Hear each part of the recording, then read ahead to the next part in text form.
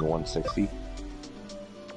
Yes, because I started early, and then around lunch I'm running around 150. So I can afford, like, here's what I tell the guys that shouldn't be doing lanes that are doing them because they're fucking lazy. I'm like, listen, dude, I can afford to fuck your day up. So you either go do something else, or just don't be near me. Because I will cock block you all day, and it won't hurt my number. I'm like, you don't understand seniority, and you're gonna at some point.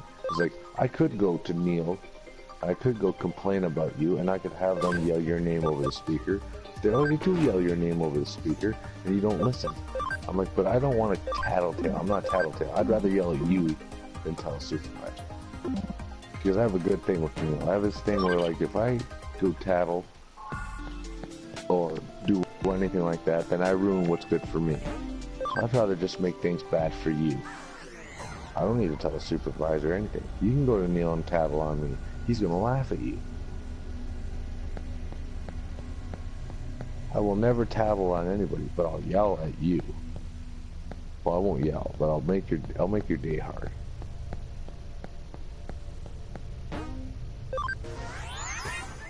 Doesn't hurt me. Like this one guy, Chad Strange. He like on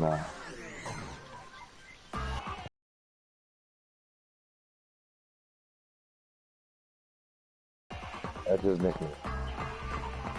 His nickname is Fairly Hard. Oh, I have nicknames for people that stuck and I didn't want them to stick.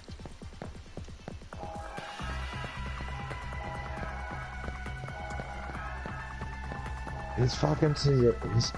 Okay, the thing is, I like the guy. The guy's a good guy. Like, he's a good guy. Like personally, like outside of work, I don't know him outside of work, but as a like a man-to-man guy, work not involved, he's a cool guy. Like he's actually like. But the thing is, he chirps so much. He chirps all the time. But the thing is, he chirps so much like he's like a 400. Okay, let's just say there's a pallet bonus. He chirps more than Taransky when he's going for pallet bonus. He chirps more than Martin. Like, you remember all the guys that used to do pallet bonus and like if a selector got in their way and there was a problem? He chirps more than that, and then he acts like he's entitled to do lanes. When he can't even hit numbers doing putaways.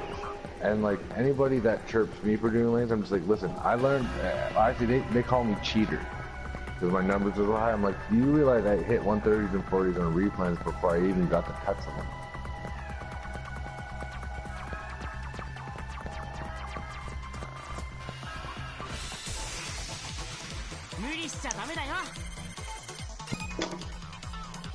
Now mind you, there was a time when you could vector. And like, do you remember where like you lift like I could lift my force to the 80s and turn really quick still. Now, I'm not saying that's advantageous because you still need to understand the load that's on your core. Like if you're dealing with salad or like herb, yeah, I'll spin that shit. Yeah. Oh, you realize you're in the wrong spot? Instead of like bringing it back down to like the 50s and then turning and then moving and then going back up, you could actually just back up at regular speed, turn and put it in. Like, you're not gonna do that with like a fucking load of blueberries. Like,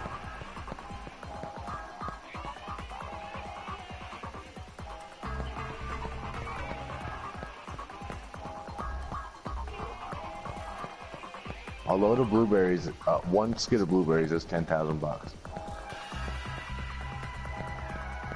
I'm not saying it's expensive, it's just like, somebody's gotta pick that shit and not squish it.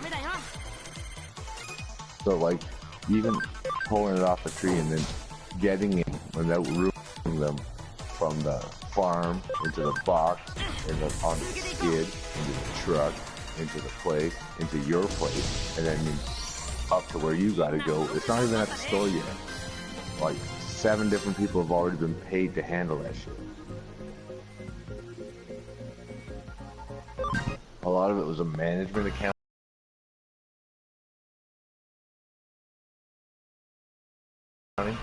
There's like 50 different steps before we even touch the product. Like there's so many people that are paid to deal with that before we even get paid to deal with that. And after that, there's still 3 other people that get paid to deal with that before you paid $5 for a little clamshell.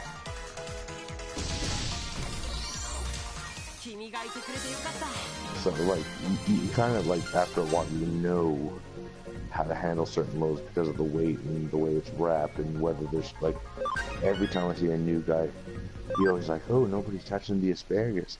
I'm like, and I'll drive down the dock and I'll be like, new guy touching the asparagus. Everybody count down from 10. Because you know the minute he grabs it, he's gonna take off like a bullet. And what's gonna happen? Everything.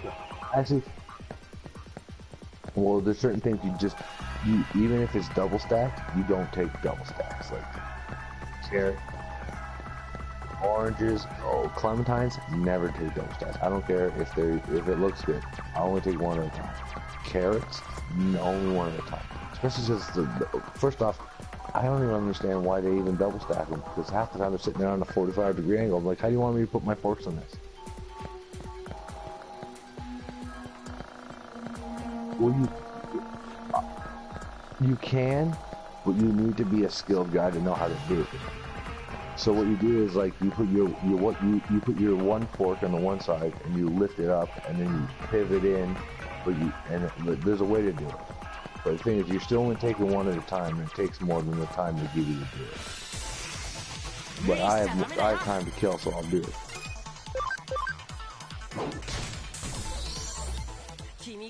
The other thing is, they don't have vectoring anymore, but if you're really skilled with the machine, you can still do what vectoring used to allow you to do if you're really good with the machine. Like I used to be able to, let's just say I grabbed like apples, right? And I had to go to like, I don't know, 3381. I used to be on a Raymond. I loved Raymonds before when they were able to vector. So, well then you're lucky because everybody should learn on a Raymond and then move to crowns. Because crowns are kind of fucked up. It's like, what does Street Fighter move to do all these put-aways or do anything? And like, what's this fucking chair business? Like, if I'm doing replans, no chairs. Fuck the chairs, just in the way. If I'm doing put-aways, yeah, give me a chair. But like, put-aways you get cold really quick. But anyways, so like, I used to be like, let's just say I have to go in like 3080, right? I'd be at like 42, and I'd already be raising my forks. So by the time I got to 3080, all I had to do is turn and put it in, pull my forks out. As I'm pulling out, I'm already like turning away, and I'm lowering my forks, and my forks aren't even at the ground until I'm leaving the aisle. That's if nobody's there.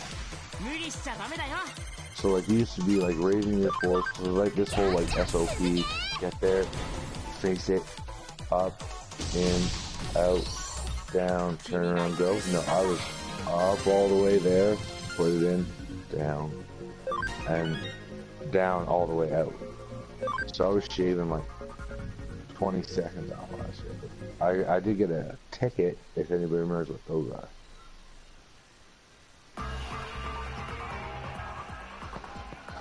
I'm tired of modeling this place after that.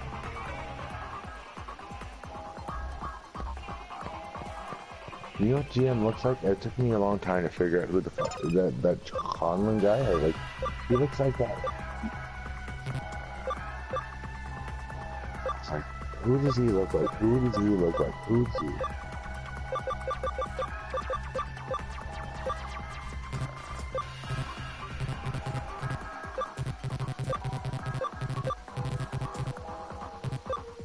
Okay, do you know who okay, you guys watch Prison Break? Ever? Okay. Do you remember Teabag? The guy that lost his hand in Prison Break, he lost his hand. He also ended up being in Heroes at the end. He worked at the carnival.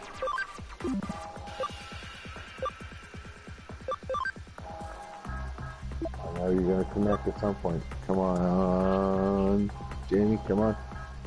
Teabag was the guy that like always he threw his pocket out and always wanted to like have somebody around him. And he was like the skeeviest guy. He ate the map in the last season, the second last season of Prison Break of where the treasure was in like that subdivision. And he ended up being the post in the last season who ended up working the business thing so they could go in his back office and like get into like the wherever the company was.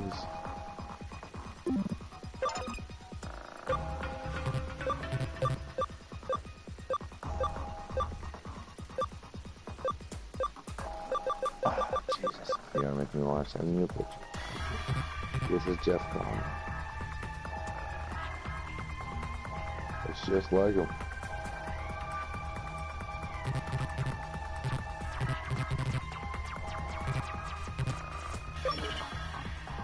You absolutely remember nothing about that stuff?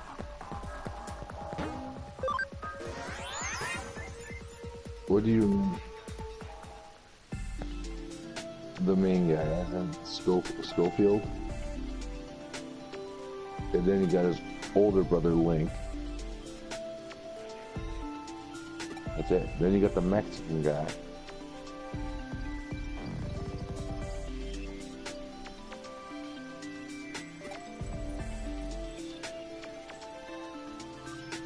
Did you watch Heroes? That was such a good show. I don't know why.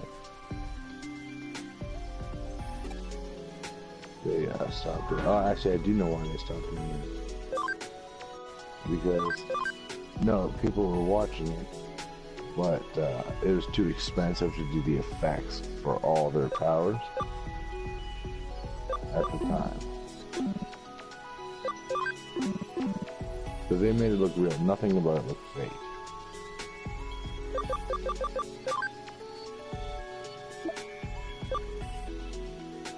Alright.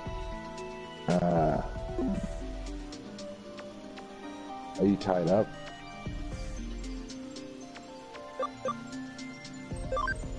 If I told you to look up, like Google search a picture of somebody, would you be able to do it?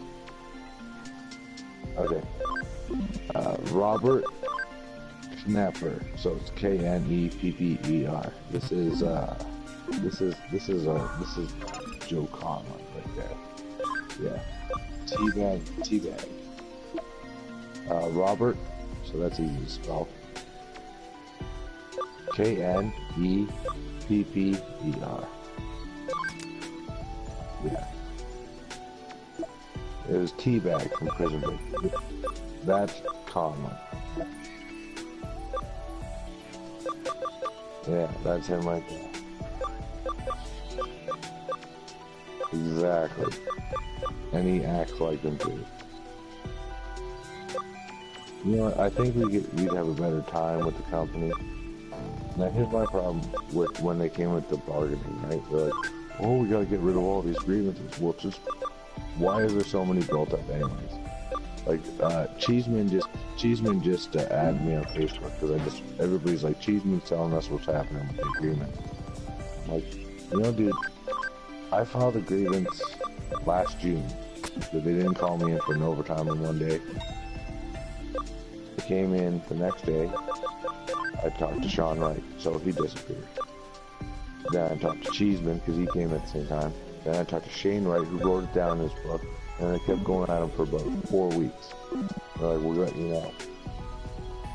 Well, we're in February, and I haven't even had a follow-up. So I can't even look them in the eye when they walk by. They're like, hey brother. I'm like, hey sister. Now someone's got to step in front of dad before you